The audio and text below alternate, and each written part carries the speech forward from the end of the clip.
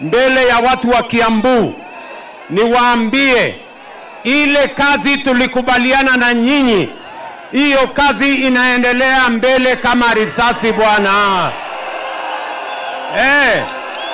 Neguo, sikizeni nyinyi watu wa Kiambu, muliniambia nipange masomo ya watoto wetu.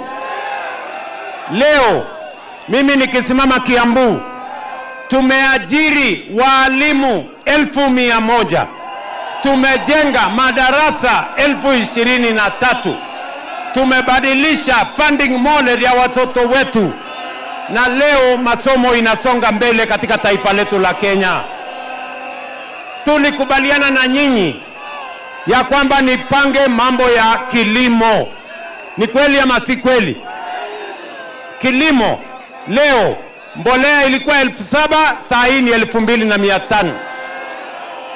Bei ya kahawa ilikuwa shilingi 50, leo bei ya kahawa ni 120, 130, 150. Ni kweli ama si kweli?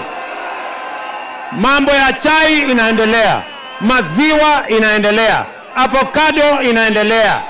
Juzi sasa tumefungua soko mpya, soko ya China ya watu bilioni 1 plus.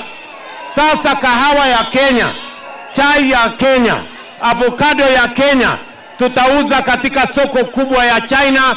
Mimi nimenegotiate na wamefungua soko yao. Sasa tutauza mali yetu duty free.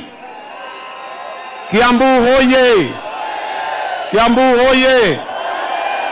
Tulikubaliana ya kwamba mambo ya barabara zenu today hapa Kiambu, barabara zote za Mau Mau zinaendelea. Barabara zile zingine zote tumeweka pesa. Mimi nasaambia watu wa Kiambu, ile ahadi yangu kwenu, mimi nawahakikishia page by page, pledge by pledge, nitatimiza kwa sababu ni haki yenu na kwa sababu ni ahadi yangu kwenu. Kiambu hoye! Kiambu hoye! Leo mimi nimefika hapa vile vile, niliwaeleza, nataka Kiambu munisikize. Mimi niliwaeleza ya kwamba nitapanga ajira ya vijana wetu, na niliwaambia nitapanga mambo ya affordable housing, nitapanga mambo ya masoko ya kina mama wetu, mama mboga, na nitapanga hostels ya vijana wetu. Today in this Kiambu County, hapa tunajenga nyumba 18,000. Tumeajiri vijana 60,000, na kazi hiyo tumeweka pesa ya serikali bilioni 45 in Kiambu County. Tuendelee ama tuendelee? Tuendelee ama tuendelee? Hapa Kiambu tunajenga soko mpya 32, tumeweka bilioni 5, na hizo soko nyingi yao itakamilika in the next 3 to 4 months. Pia tumekubaliana ya kwamba vijana wetu wa university, vijana wa Kenya Medical Training Center, vijana wa TVET, wote tutawapangia mambo ya hostels. In this Kiambu County, we have committed 4.5 billion. We are building 15,000 spaces for the young people of this Kiambu County.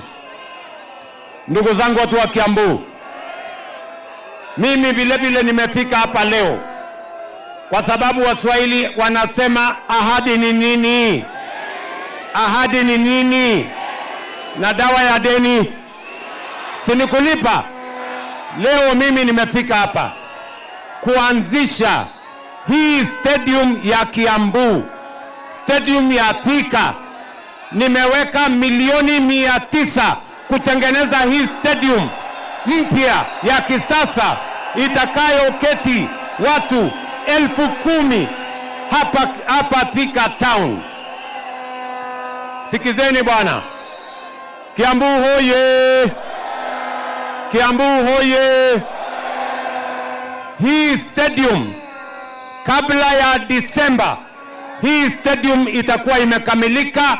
Ile sherehe yenu ya Jamhuri mutafanyia katika hii stadium ikiwa imekamilika. Kiambu, tunaelewana? Mimi nawauliza watu wa Kiambu, mnasema tuendelee na kazi ama unataka hao watu watuletee kisirani na upuzi na mambo ya ukabila?